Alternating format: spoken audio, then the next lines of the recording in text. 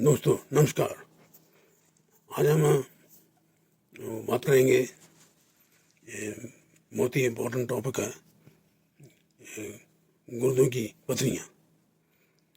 पहले तो बात करेंगे उसका, जब पेशेंट आ जाए तो उसको कैसे हैंडल करना है। तो यदि पेशेंट को दर्द हो रही है तो पेन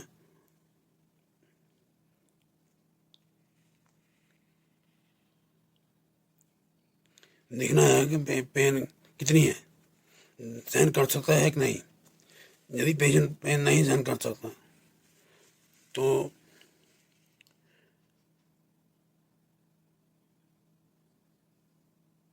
उसको पूछना है या चेक करना है उसको बुखार है कि नहीं, उल्टी आ रही है कि नहीं, को वो अपने अंदर कुछ पहुँचा सकता है कि नहीं।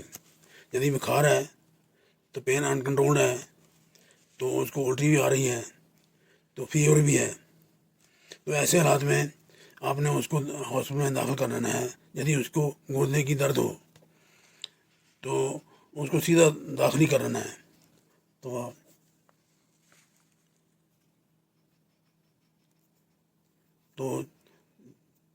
पेशेंट को पूछना है कि उसको यूटिया के सिम्टम है, इन्फेक्शन के सिम्टम है कि नहीं, या उसको क्रेटिन की बढ़ी हुई है कि नहीं, नुकसान हुआ है कि नहीं, पेशाब आता है कि नहीं, या पेन बहुत ज़्यादा हो रही है तो भी उसको न्यूरोलॉजी को रेफर कर देना है। यदि ऐसे हालात नहीं है, पेन सहन कर सकता है, तो फिर उसको अपने आउट पेशेंट मैनेज कर लेना है, उसको कर लेना है, स्टेरॉइड साथ लेने देना है, तो ट्रैम्सोलोशन दे देनी है। यदि साइज उसका पथरी का 5 मिलीमीटर से ज़्यादा हो और 10 मिलीमीटर से कम हो तब उसने आपको कुछ ट्रैम्सोलोशन दे देनी है। 0.4 मिलीग्राम रोज शाम को खा लें।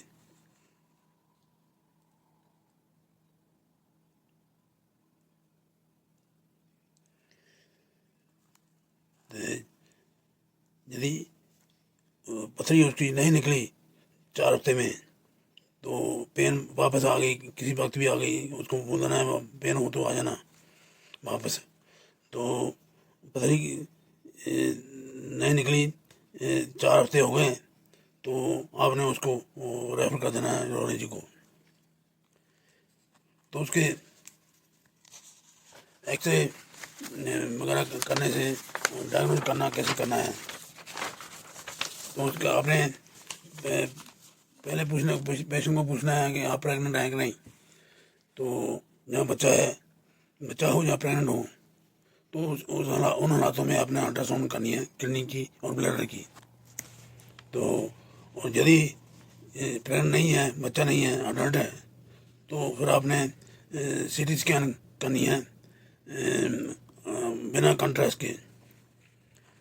तो उसमें भी थोड़ा ट्रिक है।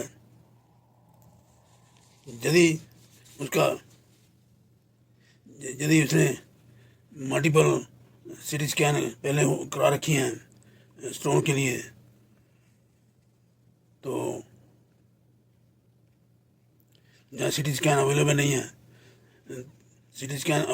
है, जहाँ मल्टीपल सीटीज पहले ही करा रखी हैं स्टोन के लिए, उन हालातों में आपने फिर अल्ट्रासाउंड कराना है किडनी और ब्लडर का।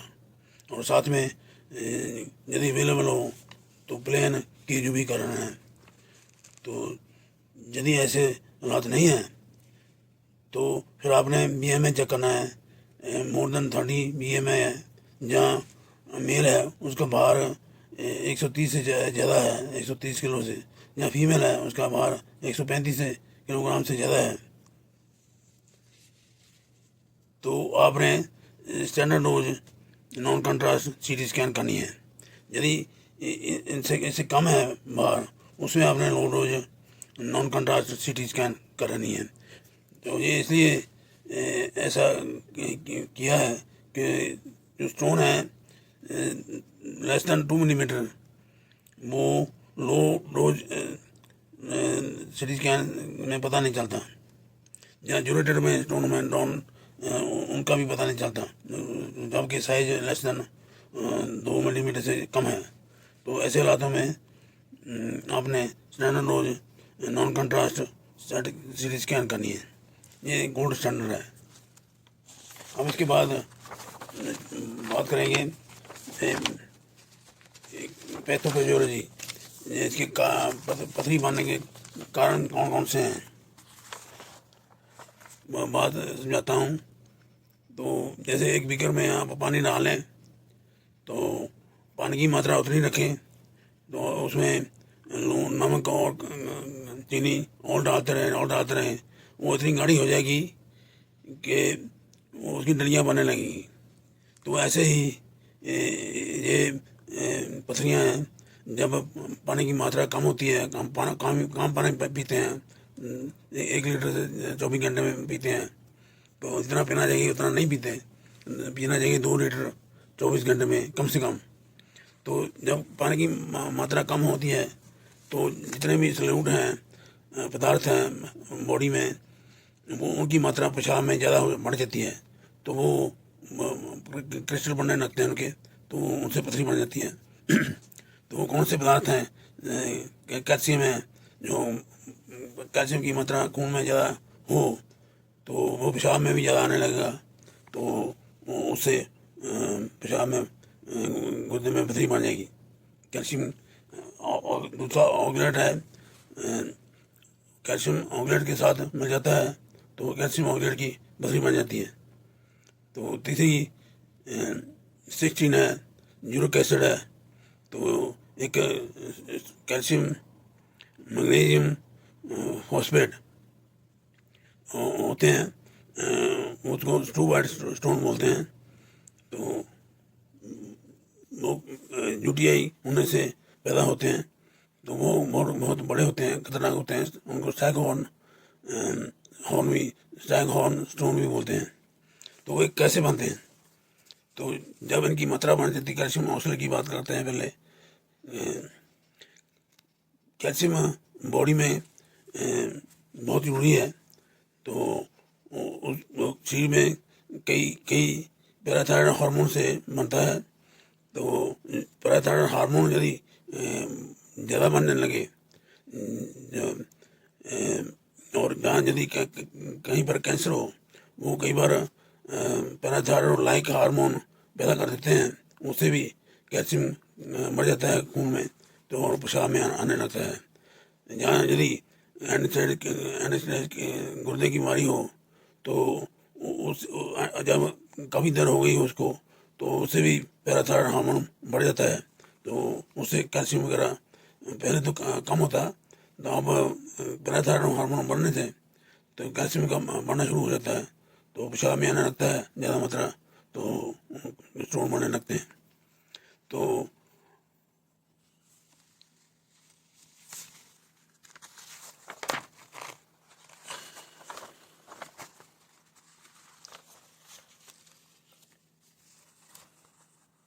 बीमारी होती है मल्टीपल मायलोमा, तो उससे हड्डियों में खुरने लगती हैं, लेटिक लीजन बोन कई जगह पर हो जाते हैं, तो उससे भी कैल्शियम बढ़ जाता है, तो खून में तो तब पेशाब में आने लगता है, तो उससे भी स्टोन बनने लगते हैं। यदि एथिलीन ग्लाइकोल एंटी फ्रीज है, वो ज़्यादा पीते हैं, तो उससे भी स्टोन बनने का खतरा रहता है। जब विटामिन सी ज़्यादा खाएं तो उससे भी खतरा रहता है। जैसे सार्कोइडोसिस बीमारी है, तो उससे भी कैल्शियम ज़्यादा बनने लगता है।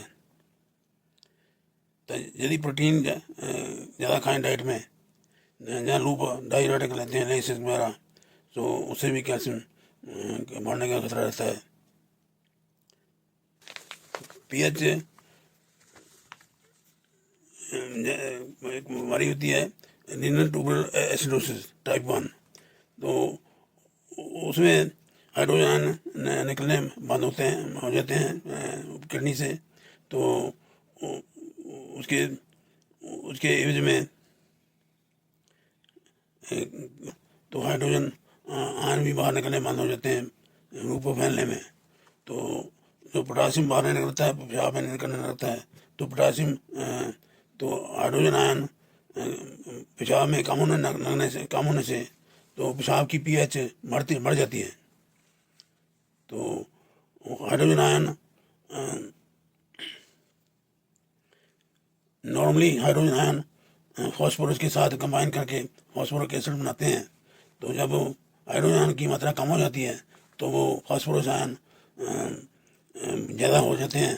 तो कैल्शियम ज़्यादा होता ही है पहले, तो वो कैल्शियम के साथ मिलकर कैल्शियम फॉस्फेट स्टोन बनाते हैं। तो एक तरह के ये भी स्टोन है। तो और कई ग्राम नेगेटिव बैक्टीरिया हैं जैसे proteus mirabilis, pseudomonas, klebsiella, pneumonia, ureaplasma, urealyticum. ये एक एंजाइम बनाते हैं जिसका नाम होता है यूरिएज। तो वो उसका काम होता है, जो यूरिया होता है वो उसको यूरिया पर असर करके तो उससे अमोनिया बनाते हैं। तो यूरिया को अमोनिया में बदल देते हैं। तो जिससे पेशाब की पीएच कम हो जाए, पेशाब की पीएच बढ़ जाएगी, अल्कलाइन हो जाएगा, 108 से ऊपर चल जाएगी। तो वो एक तरह का बैक्टीरिया के लिए अच्छा भोजन मिल जाता है, तो वो बढ़ने लगते हैं। तो वो मैग्नीशियम और अमोनियम ज़्यादा होता है, वो उसके फॉस्फोरस के साथ मिलकर क्रिस्टल बनाते हैं और उसको स्ट्रूबर्ट स्टोन बोलते हैं। तो वो काफ़ी खतरनाक स्टोन होते हैं, बहुत बड़े बड़े होते हैं। जैसे अपर सिस्टम है जरा किडनी ਦੇ ਵਿੱਚ ਨਾੜੀਆਂ ਆਉਂਦੀਆਂ, ਉਹਨਾਂ ਦੇ ਵਿੱਚ ਮਤਲਬ ਕਿ ਸਟੋਨ ਬਣਦੇ ਆ। तो ਜਿੱਦਾਂ ਜਿੱਦਾਂ ਨਾੜੀਆਂ ਜਾਂਦੀਆਂ ਉਹਦਾ ਉਹਦਾ ਸਟੋਨ ਬਣਦਾ ਰਹਿੰਦਾ, ਤੇ ਉਹ ਕੰਨੇ ਵਾਲਾ ਬਾਂਚਾਂ ਵਾਲਾ ਸਟੋਨ ਮੁੰਡਾ ਬਣ ਜਾਂਦਾ। ਤੇ ਉਹਨੂੰ ਕਹਿੰਦੇ ਆ ਸਟੈਗਹੋਰਨ ਸਟੋਨ। ਤੇ ਉਹ ਮਤਲਬ ਕਿ ਬੈਕਟੀਰੀਆ ਪੈਦਾ ਕਰਦੇ ਆ यूरिया हार्मोन, ਤੇ ਉਹ यूरिया ਨੂੰ ਬਦਲ ਦਿੰਦਾ ਅਮੋਨੀਆ 'ਚ, ਤੇ ਅਮੋਨੀਆ ਫਿਰ ਕੈਲਸ਼ੀਅਮ ਮੈਗਨੀਸ਼ੀਅਮ ਦੇ ਨਾਲ ਰਲ ਕੇ ਸਟੋਨ ਬਣਾਉਂਦੇ ਆ। ਤੇ ਉਹ ਕਾਫੀ ਇਨਫੈਕਸ਼ਨ ਹੋਗੀ ਇਹਦੇ 'ਚ, ਇਨਫੈਕਸ਼ਨ ਪਹਿਲਾਂ ਹੋਗੀ, ਉਹ ਵੀ ਇਹਨਾਂ ਮਟੀਰੀਆਂ ਕਰਕੇ, ਤੇ ਤਾਂ ਸਟੋਨ ਬਣੂਗਾ। ਤੇ ਹਾਈ ਪੀਐਚ ਜ਼ਿਆਦਾ ਹੋਵੇ ਪਿਸ਼ਾਬ ਦੀ, ਉਹਦੇ 'ਚ ਦੋ ਤਰ੍ਹਾਂ ਦੇ ਸਟੋਨ ਬਣਦੇ ਆ, ਸਟ੍ਰੋਬਾ ਸਟੋਨ ਤੇ ਕੈਲਸ਼ੀਅਮ ਫਾਸਫੋਰਸ ਸਟੋਨ। ਇੱਕ ਯੂਰਿਕ ਐਸਿਡ ਸਟੋਨ ਹੁੰਦੇ ਆ, ਉਹ ਯੂਰਿਕ ਐਸਿਡ ਕਈ ਵਜ੍ਹਾ ਕਰਕੇ ਪਿਸ਼ਾਬ ਵੱਧ ਜਾਂਦਾ, ਤੇ ਉਹਦੇ ਕਰਕੇ ਮੈਂ ਜਦੋਂ ਕੰਸਨਟ੍ਰੇਟ ਜ਼ਿਆਦਾ ਹੋ ਜਾਣੀ ਹੈ, ਪਾਣੀ ਘੱਟ ਪੀਣਾ, ਯੂਰਿਕ ਐਸਿਡ ਵਧਿਆ ਹੋਣਾ, ਤੇ ਉਹ ਫਿਰ ਕ੍ਰਿਸਟਲ ਬਣ ਜਾਣੇ ਉਹਦੇ, ਤੇ ਯੂਰਿਕ ਐਸਿਡ ਦੇ ਸਟੋਨ ਬਣ ਜਾਣੇ ਆ। ਤੇ ਉਹ ਸਟੋਨ ਯੂਰਿਕ ਐਸਿਡ ਦੇ ਸਟੋਨ ਐਕਸਰੇ 'ਚ ਨਹੀਂ ਦਿਸਣੇ, ਤੇ ਉਹ CT ਸਕੈਨ 'ਚ ਕਰਨੀ ਪਊਗੀ ਇਹਦੀ। ਤੇ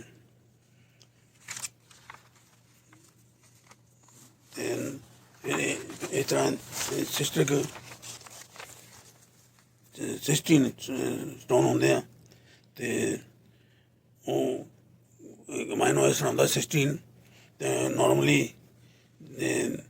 ਤੋਂ ਮਤਲਬ ਕਿ ਪਿਸ਼ਾਬ 'ਚੋਂ ਯਾਰ ਹੋ ਜਾਂਦਾ, ਤੇ ਪਰ ਕਈ ਬੱਚਿਆਂ ਦੇ ਜਮਾਂਦਰੂ ਹੁੰਦੇ ਆ, ਤੇ ਉਹ ਉਹਨਾਂ ਦੀ ਜਿਹੜੇ ਟਰਾਂਸਪੋਰਟਰ ਹੁੰਦਾ ਪਿਸ਼ਾਬ ਵਾਲੀਆਂ ਨਾਲੀਆਂ ਪਿਸ਼ਾਬ ਦੀ ਇਕੱਠਾ ਕਰਦੀਆਂ ਗੁਰਦੇ 'ਚ, ਤੇ ਉਹਨਾਂ 'ਚੋਂ ਅਬਜ਼ੌਰਬ ਹੁੰਦੇ ਆ ਸਿਸਟੀਨ, ਤੇ ਉਹ ਅਬਜ਼ੌਰਬ ਕਰਨ ਵਾਲਾ ਟਰਾਂਸਪੋਰਟਰ ਜਿਹੜਾ ਹੁੰਦਾ, ਤੇ ਉਹ ਕੰਮ ਨਹੀਂ ਕਰਦਾ, ਉਹ 'ਚ कमी होती है।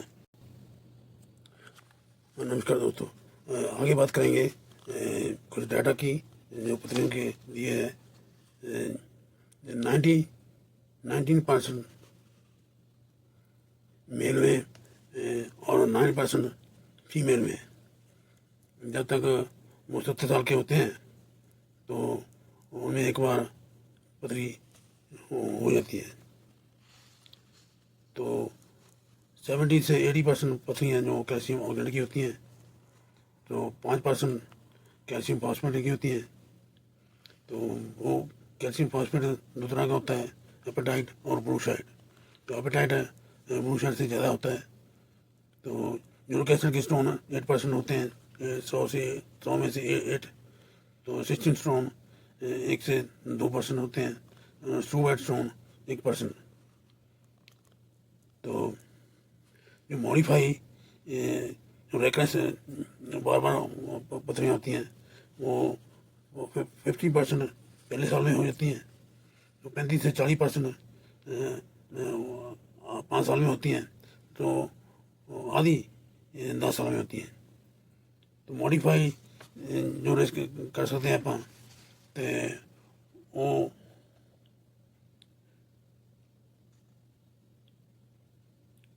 ਡਾਈਟ ਹੀ ਆ ਤੇ ਪਾਣੀ ਦਾ ਪੀਣਾ। ਕਿ ਜੇ ਕਿ ਤਾਂ ਹੀ ਮੰਨਗੇ ਜੇ ਪਾਣੀ ਦੀ ਘਾਟ ਹੋਊਗੀ ਤੇ ਜਿਹੜੇ ਪਦਾਰਥ ਨਿਕਲਦੇ ਆ ਉਹਨਾਂ ਦੀ ਕੰਸਨਟ੍ਰੇਸ਼ਨ ਪਿਆਜ਼ ਦੇ ਵਿੱਚ ਵਧੂਗੀ, ਤਾਂ ਹੀ ਕ੍ਰਿਸਟਲ ਬਣਨਗੇ। ਤੇ ਨਹੀਂ ਤਾਂ ਬਣਨ ਦਾ ਕੋਈ ਚਾਂਸ ਨਹੀਂ। ਜਿਹੜੇ ਮਰਜ਼ੀ ਸਟੋਨ ਹੋਣ, ਜੇ ਪਾਣੀ ਆਪਾਂ 2 ਲੀਟਰ ਤੋਂ ਜ਼ਿਆਦਾ ਪੀਂਦੇ ਹਾਂ ਤਾਂ ਸਟੋਨ ਬਣਨ ਦਾ ਕੋਈ ਚਾਂਸ ਨਹੀਂ। ਇਹ ਉਦੋਂ ਹੀ ਬਣਨਾ ਜਦੋਂ ਆਪਾਂ 1 ਲੀਟਰ ਤੋਂ ਘੱਟ ਪਾਣੀ ਪੀਂਦੇ ਹਾਂ। ਜੇ 15% ਸਟੋਨ ਜਿਹੜੇ ਆ ਉਹਨਾਂ ਲੋਕਾਂ ਦੇ ਬਣਦੇ ਆ ਜਿਨ੍ਹਾਂ ਦੇ ਕੋਈ ਹੋਰ ਕਾਰਨ ਨਹੀਂ ਹੁੰਦਾ, ਸਿਰਫ ਪਾਣੀ ਉਹ ਘੱਟ ਪੀਂਦੇ ਆ।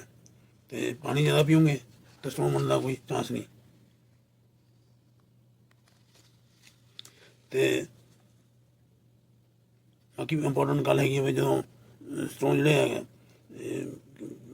ਕਿਸੇ ਨੂੰ ਵੀ ਸਟੋਨ ਹੁੰਦਾ ਤੇ ਉਹਨੂੰ ਕੈਚ ਕਰਨਾ ਬਹੁਤ ਜ਼ਰੂਰੀ ਆ ਤੇ ਉਹਦਾ ਐਨਾਲਿਸਿਸ ਕਰਾਉਣਾ ਵੀ ਲਾਜ਼ਮੀ ਹੈ। ਕਿਉਂਕਿ ਜੇ ਸਟੋਨ ਦਾ ਪਤਾ ਲੱਗੂਗਾ ਕਿਹੜਾ ਸਟੋਨ ਹੈ ਤਾਂ ਉਹਦਾ ਫਿਰ ਇਲਾਜ ਮੁੜ ਕੇ ਹੋਣ ਤੋਂ ਰੋਕਿਆ ਜਾ ਸਕਦਾ। ਜੇ ਪਤਾ ਨਹੀਂ ਲੱਗਾ ਕਿਹੜਾ ਤੇ ਉਹਦਾ ਫਿਰ ਇਲਾਜ ਕਰਨਾ ਔਖਾ। ਤੇ ਵਿਟਾਮਿਨ ਸੀ ਦੇ ਖਾਣ ਨਾਲ ਜ਼ਿਆਦਾ ਹੋ ਜਾਂਦੇ ਆ। ਤੇ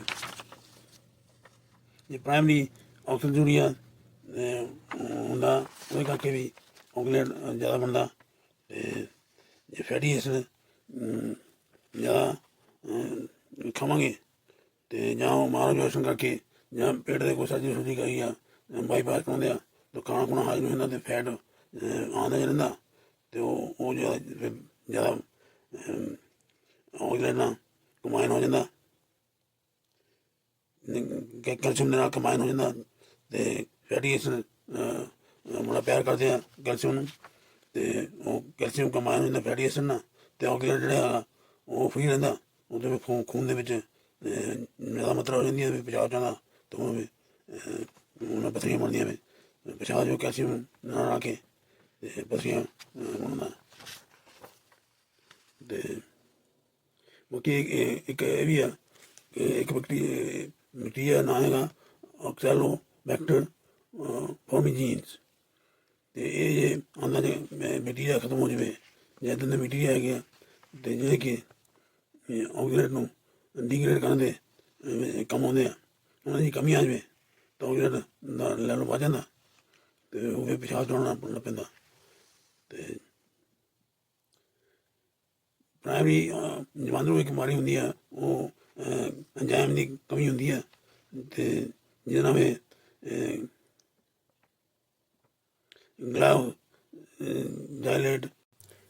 ਨਮਸਕਾਰ ਦੋਸਤੋ, ਇਹ ਗੱਲ ਕਰਾਂਗੇ ਕਿਡਨੀ ਸਟੋਨ ਦੀਆਂ ਕੰਪਲੀਕੇਸ਼ਨ ਦੀ। ਤੇ ਜਦੋਂ ਸਟੋਨ ਬਲੱਡ ਅੜ ਗਿਆ ਤੇ ਫਸ ਗਿਆ ਤੇ ਉਹਦੇ ਨਾਲ ਵੀ ਬੈਕ ਪ੍ਰੈਸ਼ਰ ਹੁੰਦਾ ਜ਼ਰੂਰ ਹੁੰਦਾ ਤੇ ਉਹਦੇ ਨਾਲ ਵੀ ਕਿਡਨੀ ਫੁੱਲ ਜਾਊਗੀ, ਉਹਨੂੰ ਕਹਿੰਦੇ ਹਾਈਡਰੋਨੇਫਰੋਸਿਸ। ਤੇ ਉਹ ਬੈਕ ਪ੍ਰੈਸ਼ਰ ਦੇ ਕਾਰਨ ਤੇ ਕਈ ਵਾਰ ਵੀ ਕਿਡਨੀ ਇੰਜਰੀ ਹੋ ਸਕਦੀ ਹੈ ਤੇ ਉਹਨੂੰ ਕਹਿੰਦੇ ਆ ਅਕਿਊਟ ਕਿਡਨੀ ਇੰਜਰੀ। ਤੇ ਉਹਦੇ 'ਚ ਕ੍ਰੈਟਿਨਿਨ ਥੋੜ੍ਹੀ ਜਿਹੀ ਬੰਮ ਕਰੂਗੀ, ਵੱਧ ਜਾਊਗੀ, ਪਰ ਪੂਰੀ ਤਰ੍ਹਾਂ ਜਦ ਤੱਕ ਦੋਨੇ ਸਿਸਟਮ ਨਹੀਂ, ਦੋਨੇ ਪਾਸੇ ਪੱਥਰੀਆਂ ਹੋਣ ਤਾਂ ਦੋਨੇ ਸਿਸਟਮ ਬੰਦ ਹੋਣਗੇ ਤਾਂ ਫਿਰ ਪੂਰਾ ਕਿਡਨੀ ਫੇਲਰ ਹੋਊਗਾ। ਤੇ ਪਰ ਥੋੜ੍ਹੀ ਬਹੁਤ ਕ੍ਰੈਟਿਨ ਵੱਧ ਜਾਏਗੀ, ਉਹਨੂੰ AKI ਕਹਿੰਦੇ ਆ ਤੇ ਅਕਿਊਟ ਕਿਡਨੀ ਇੰਜਰੀ। ਤੇ ਦੂਜਾ ਜਦੋਂ ਬੈਕਅਪ ਹੋਣਾ, ਪਿਸ਼ਾਬ ਨਿਕਲਣਾ ਬੰਦ ਹੋ ਜਾਣਾ ਤੇ ਇੱਕ ਪਾਸੇ ਕਿਡਨੀ ਦੇ ਤੇ ਜਿਹੜੇ ਬੈਕਟੀਰੀਆ ਹੈਗੇ ਆ ਉਹ ਵਿੱਚ ਜਮ੍ਹਾਂ ਹੋਣੇ ਸ਼ੁਰੂ ਹੋ ਜਾਣੇ ਗੁਰਦੇ 'ਚ, ਅਤੇ ਗੁਰਦੇ ਦੀ ਸੋਜ ਪੈ ਜਾਏਗੀ, ਅਤੇ ਨਾਲ ਬੈਕਟੀਰੀਆ ਕਰ ਜਾਣਗੇ, ਅਤੇ ਇਨਫਲਾਮੇਸ਼ਨ ਹੋ ਜਾਊ, ਅਤੇ ਕਰ ਕੇ ਬੈਕਟੀਰੀਆ ਫਿਰ ਗੁਰਦੇ ਨੂੰ ਸੋਜ ਜਦੋਂ ਪੈਂਦੀ ਆ ਉਹ ਪਿੱਛੇ ਪਿੱਠ ਪਿੱਠ 'ਤੇ ਮੁੱਕਾ ਮਾਰ ਕੇ ਦੇਖੋ ਦੋਨੇ ਪਾਸੇ, ਅਤੇ ਉਹ ਜ਼ਿਆਦਾ ਦਰਦ ਹੋ ਗਈ, ਅਤੇ ਉਹਨੂੰ ਕਹਿੰਦੇ ਆ CVAT, ਕੋਸਟੋ ਵਰਟੀਬਲ ਐਂਗਲ ਟੈਂਡਰਨੈਸ। ਅਤੇ ਫਿਰ ਬੈਕਟੀਰੀਆ ਨਾਈਟ੍ਰੇਟ ਵੀ ਪੋਜ਼ੀਟਿਵ ਹੋ ਜਾਊਗਾ, ਅਤੇ ਵਾਈਟ ਬਲੱਡ ਸੈੱਲ ਕੈਲਸ ਦੇ ਵਿੱਚ ਇਕੱਠੇ ਹੋ ਕੇ ਉਹਦੀਆਂ ਕਾਸਟ ਬਣ ਜਾਣਗੀਆਂ, ਜਿਵੇਂ ਨੌਜ ਵੀ ਕਾਸਟ ਵੀ ਆਉਣ ਲੱਗ ਪਈ, ਅਤੇ ਨਾਈਟ੍ਰੇਟ ਵੀ ਪੋਜ਼ੀਟਿਵ ਹੋ ਗਿਆ, ਅਤੇ ਗਲੂਕੋਸਾਈਡ ਐਸਟਰ ਵੀ ਪੋਜ਼ੀਟਿਵ ਹੋ ਜਾਣਾ, ਅਤੇ ਫਿਰ ਬੈਕਟੀਰੀਆ ਜਿਹੜੇ ਉਹ ਜੰਪ ਕਰਕੇ ਬਲੱਡ 'ਚ ਵੀ ਜਾ ਸਕਦੇ ਆ, ਜਿੰਨਾ ਵੀ ਬੈਕਟੀਰੀਮੀਆ ਹੋ ਜਾਊਗਾ, ਅਤੇ ਨਾਲ ਸੈਪਸਿਸ ਉਹੀ ਉਹਨੂੰ ਕਹਿੰਦੇ ਆ ਨਿਊਰੋਸੈਪਸਿਸ। ਉਹ ਕਰਾ ਕੇ ਜੇ ਛੇਤੀ ਨਾ ਠੀਕ ਕੀਤਾ ਗਿਆ ਤਾਂ ਸ਼ੌਕ ਵੀ ਹੋ ਸਕਦਾ, ਜਿੰਨਾ ਪੇਸ਼ੈਂਟ ਮਰ ਵੀ ਸਕਦਾ, ਅਤੇ ਐਮਰਜੈਂਸੀ ਆ ਇੱਕ ਤਰ੍ਹਾਂ ਦੀ, ਅਤੇ ਛੇਤੀ ਤੋਂ ਛੇਤੀ ਇਹਦਾ ਇਲਾਜ ਕਰਨਾ ਚਾਹੀਦਾ। ਅਤੇ ਇਹਦੀਆਂ ਕੰਪਲੀਕੇਸ਼ਨ ਸਾਈਟੋਨੋਫਰੋਸਿਸ, ਅਕਿਊਟ ਕਿਡਨੀ ਇੰਜਰੀ, ਅਤੇ ਨਿਊਰੋਸੈਪਸਿਸ, ਅਤੇ ਬੈਕਟੀਰੀਮੀਆ। ਅੱਗੇ ਗੱਲ ਕਰਾਂਗੇ ਪੇਸ਼ੈਂਟ ਜਿਹਦਾ ਨਿਊਰੋਸੈਪਸਿਸ ਹੈਗੀ ਹੈ, ਅਤੇ ਅਬਸਟਰਕਟਿਵ ਹੋ ਜਾਊਗਾ, ਨਾਲ ਸੈਪਸਿਸ ਹੋਊਗਾ, ਯਕਦਮ ਪੇਸ਼ੈਂਟ ਨੂੰ ਰੈਫਰ ਕਰ ਦਿਓ ਨਿਊਰੋਲੋਜਿਸਟ ਕੋ, ਅਤੇ ਜੇ ਅਕਿਊਟ ਕਿਡਨੀ ਇੰਜਰੀ ਵੀ ਹੋ ਜਾਊਗਾ ਤਾਂ ਵੀ ਰੈਫਰ ਕਰ ਦਿਓ ਨਿਊਰੋਲੋਜਿਸਟ ਕੋ। ਅਤੇ ਬਾਕੀ ਜੇ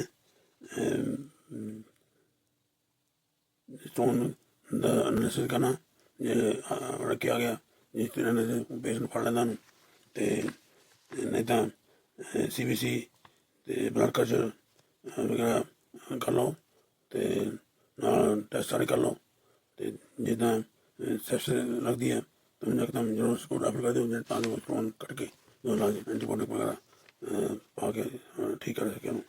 ਅਤੇ ਜੇ ਸੈਪਸਿਸ ਵਗੈਰਾ ਨਹੀਂ ਹੈਗੀ ਅਤੇ ਅਕਿਊਟ ਕਿਡਨੀ ਇੰਜਰੀ ਨਹੀਂ ਹੈਗੀ ਤਾਂ ਫਿਰ ਇਹਦੇ ਕੋਲ ਟਾਈਮ ਹੈਗਾ, ਅਤੇ ਉਹ ਸਟੋਨ ਦੇ ਕਿੱਥੇ ਫਸਿਆ ਅਤੇ ਕਿੱਥੇ ਸਟਕ ਹੋਇਆ, ਅਤੇ ਨਾਲ ਸਾਈਜ਼ ਦੇ ਮੁਤਾਬਕ ਅਤੇ ਤੁਸੀਂ ਵੀ ਇਲਾਜ ਕਰਨਾ, ਅਤੇ ਪਹਿਲਾਂ ਪਤਾ ਲਾਓ ਵੀ ਸਟੋਨ ਕਿਹੜਾ ਆ, ਅਤੇ ਉਹ ਚਲੋ ਬਾਅਦ ਦੀ ਗੱਲ ਹੈ, ਅਤੇ ਉਹ ਅਤੇ ਜੇ ਉੱਪਰ ਕਿਤੇ ਗੁਰਦੇ ਨੇੜੇ ਹੈਗਾ 10 ਤੋਂ 20 ਮਿਲੀਮੀਟਰ ਸਟੋਨ ਹੈਗਾ, ਅਤੇ ਉਹਨੂੰ ਐਕਸਟਰਾ ਕੋਰਪੋਰੇਟ ਵੇਵ ਥੈਰੇਪੀ ਨਾਲ ਲਿਥੋਟ੍ਰਿਪਸੀ ਕਰ ਦਿਓ ਉਹਦੀ, ਅਤੇ ਉਹਨਾਂ ਖੁੱਲ ਜਾਏਗਾ ਵੇਵ ਨਾਲ, ਅਤੇ ਉਹ ਹੌਲੀ ਹੌਲੀ ਖੁੱਲ ਕੇ ਬਾਹਰ ਆ ਜਾਏਗਾ। ਅਤੇ ਜੇ ਥੱਲੇ ਕਿਤੇ ਗਮੇ ਜਾਂ ਥੱਲੇ ਕਿਤੇ ਯੂਨਿਟ 'ਚ ਫਸਿਆ ਅਤੇ ਉਹ ਯੂਨਿਟਰੋਸਕੋਪੀ ਕਰ ਦਿਓ, ਅਤੇ ਉਹ ਉੱਥੇ ਜਾ ਕੇ ਜਾਂਦਾ ਬਾਸਕਟ ਦੇ ਨਾਲ ਉਹ ਮਾਰ ਕੇ ਚਲੋ, ਅਤੇ ਜੇ ਨਹੀਂ ਤਾਂ ਵੀ ਲੇਜ਼ਰ ਥੈਰੇਪੀ ਅੰਦਰ ਜਾ ਕੇ ਕਰ ਲਓ ਉਹਦੀ, ਅਤੇ ਉਹਨਾਂ ਖੁੱਲ ਜਾਏਗਾ। ਅਤੇ ਜੇ ਸਟੋਨ ਜ਼ਿਆਦਾ ਬੜਾ 20 ਮਿਲੀਮੀਟਰ ਤੋਂ ਜ਼ਿਆਦਾ, ਅਤੇ ਉਹ ਉੱਪਰ ਹੈ, ਅਤੇ ਫਿਰ ਐਕਸਟਰਾ ਕੋਰਪੋਰੇਟ ਵੇਵ ਹੈ, ਲਿਥੋਟ੍ਰਿਪਸੀ ਨਾਲ ਗੱਲ ਨਹੀਂ ਬਣਨੀ, ਅਤੇ ਉਹਦੇ ਫਿਰ ਪਰਕੂਟੇਨੀਅਸ ਲਿਥੋਟਮੀ ਕਰਨੀ ਪੈਣੀ ਹੈ, ਅਤੇ ਪਿੱਛੋਂ ਦੀ ਜਾ ਕੇ ਅਤੇ ਅਲਟਰਾਸਾਊਂਡ ਦੀ ਗਾਈਡਡ ਜਾਂ CT ਗਾਈਡਡ ਲਿਥੋਟਮੀ ਕਰਕੇ ਉਹਨੂੰ ਕਾਢੋ, ਅਤੇ ਫਿਰ ਪਰਕੂਟੇਨੀਅਸ ਨੈਫਰੋਸਟਮੀ ਕਰ ਲਓ, ਅਤੇ ਜਾਂ ਫਿਰ ਸਟੈਂਟ ਪਾ ਲਿਓ, ਅਤੇ ਜੇ ਇਨਫੈਕਸ਼ਨ ਹੈ ਤਾਂ ਸਟੈਂਟ ਜਲਦੀ ਨਹੀਂ ਬਣਾ, ਅਤੇ ਫਿਰ ਪਹਿਲਾਂ ਇਲਾਜ ਕਰ ਲਓ, ਅਤੇ ਨੈਫਰੋਸਟਮੀ ਕਰ ਲਓ, ਯੂਨਿਟਰੋਸਕੋਪੀ ਕਰ ਲਓ, ਅਤੇ ਜਦੋਂ ਥੋੜ੍ਹੀ ਇਨਫੈਕਸ਼ਨ ਠੀਕ ਹੋ ਗਈ ਤਾਂ ਫਿਰ ਸਟੈਂਟ ਪਾ ਲਓ, ਅਤੇ ਇਹਦਾ ਆਪਸ਼ਨ, ਅਤੇ ਫਿਰ ਉਹਨੂੰ ਪਤਾ ਲਾਓ ਸਟੋਨ ਕਿਹੜਾ, ਉਹ ਪਿਸ਼ਾਬ ਚੈੱਕ ਕਰ ਲਓ ਐਨਾਲਿਸਿਸ ਕਰਕੇ, ਅਤੇ ਸਾਇੰਟੀਫਿਕ ਕਰਕੇ ਜਿਹੜਾ ਸੈਡੀਮੈਂਟ ਹੈਗਾ, ਅਤੇ ਉਹਨੂੰ ਚੈੱਕ ਕਰੋ ਮਾਈਕਰੋਸਕੋਪ ਦੇ ਥੱਲੇ, ਅਤੇ ਉਹ ਦੇਖ ਲਓ ਵੀ ਕਿੱਦਾਂ ਦੇ ਕ੍ਰਿਸਟਲ ਹੈਗੇ ਆ, ਅਤੇ ਉਹਨਾਂ ਤੋਂ ਪਤਾ ਲੱਗ ਜਾਏਗਾ। ਅਤੇ ਕ੍ਰਿਸਟਲ ਹਰ ਤਰ੍ਹਾਂ ਦੇ ਕ੍ਰਿਸਟਲ ਹੈਗੇ ਆ, ਅਤੇ ਉਹ ਜਿੱਦਾਂ ਕ੍ਰਿਸਟਲ ਹੈਗੇ ਕੈਲਸ਼ੀਅਮ ਆਕਲੇਟ ਦੇ, ਉਹ ਫਿਰ ਉੱਦਾਂ ਰੈਮਬਰਡ ਡੰਬਲ ਸ਼ੇਪ ਹੋਣਗੇ, ਅਤੇ ਜੇ ਮੋਨੋਹਾਈਡਰੇਟ ਹੈ ਜਾਂ ਡਾਈਹਾਈਡਰੇਟ ਹੈ, ਜੇ ਮੋਨੋਹਾਈਡਰੇਟ ਜਿਹੜੇ ਡੰਬਲ ਤਰ੍ਹਾਂ ਦੇ ਸ਼ੇਪ ਦੇ ਹੁੰਦੇ ਆ, ਅਤੇ ਜਿਹੜੇ ਡਾਈਹਾਈਡਰੇਟ ਹੈ ਉਹ ਜਿੱਦਾਂ ਲਿਫਾਫਾ ਹੁੰਦਾ ਉਹਦੀ ਸ਼ਕਲ ਦੇ ਹੁੰਦੇ ਹਨ, ਬਲਬ ਦੀ ਸ਼ੇਪ ਦੇ, ਅਤੇ यूरिक एसिड के क्रिस्टल जोड़े आ तो वो पत्ते की रोमबॉइड की शेप के पत्ते वांगू होंगे आ आपस विच ही जुड़े होंगे आ जिदा फुल नहीं होंगे कड़े इकट्ठे पत्तियां दियां तो इदां जुड़े हुए होंगे तो एक दूजे के उपर चढ़े होंगे तो ट्यूबलाइट जोड़े स्टोन होंगे आ तो वो होंगे जिदा कॉफन होंदा लंबा तबूत जोड़ा बंदे नूं लब्भण लई ते उस शकल दे होंदा ते कैल्शियम फॉस्फेट जोड़े स्टोन है तो वो लम्बे लम्बे होंगे नीडल तो वैजी शेप के होंगे तो जे सिस्टीन स्टोन है जोड़े वो हेक्सागन होंगे तो शेप जी तो ये पछाण करके जो स्टोन आ गया तो उन्होंने इलाज शुरू करो तो वो इलाज शुरू करने वास्ते टैसट करने पैने सारे वो टैसट भी देख लो सारे मेटाबॉलिक टेस्ट कर लो 24 आवर यूरिन टेस्ट कर लो